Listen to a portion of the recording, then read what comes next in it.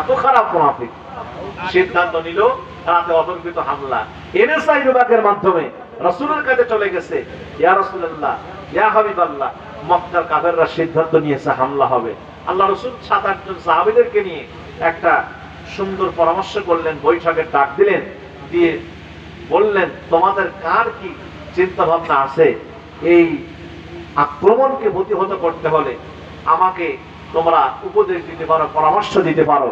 আল্লাহ রাসূল সাল্লাল্লাহু আলাইহি সাল্লামের সাহাবাদের মধ্যে থেকে একজন সাহাবী আস্তে করে হাত তুলে দাঁড়িয়ে গেলেন, বললেন, ইয়া রাসূলুল্লাহ, ইয়া হাবিবাল্লাহ, আমাদের তো নতুন রাষ্ট্র গঠন করলেন আপনি, তরবারি কম, ঘোড়া কম, আমাদের কাছে এখন হাতি কম, শব্দ কম, অস্ত্র কম, ঢাল তরবারি কম, আমরা এখন যুদ্ধে সম্মুখ যুদ্ধ আমরা তাদের সঙ্গে করব না, আমরা এখন কৌশলে যুদ্ধ করব, যেই যুদ্ধে তরবারিও লাগবে না, ঘোড়াও লাগবে না, ঢাল লাগবে না, কিছুই লাগবে না, সৈন্য লাগবে না।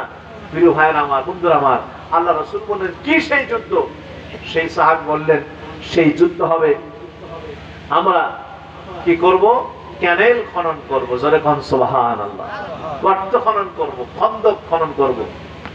প্রিয় ভাইরা আমার, বন্ধুরা আমার, আল্লাহ রাসূল সাল্লাল্লাহু আলাইহি সাল্লামকে এই পরামর্শ দিয়েছিলেন যে এই সাহাবী, তার নাম হচ্ছে সালমান ফারসি রাদিয়াল্লাহু তাআলা আনহু। জোরে কোন সুবহানাল্লাহ।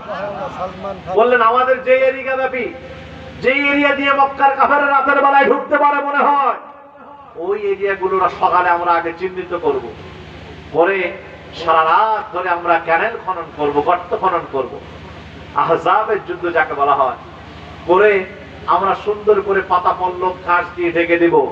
কাফেররা মনে করবে এটা জমিন, কিন্তু ওরা ঢুকবে, সঙ্গে সঙ্গে সব ওই গর্তের মধ্যে পড়বে, আমাদের যুদ্ধ করা লাগবে না, ওরাই ওই গর্তের মধ্যে হাবুডুবু খেতে থাকবে। জোরে কোন সুবহানাল্লাহ।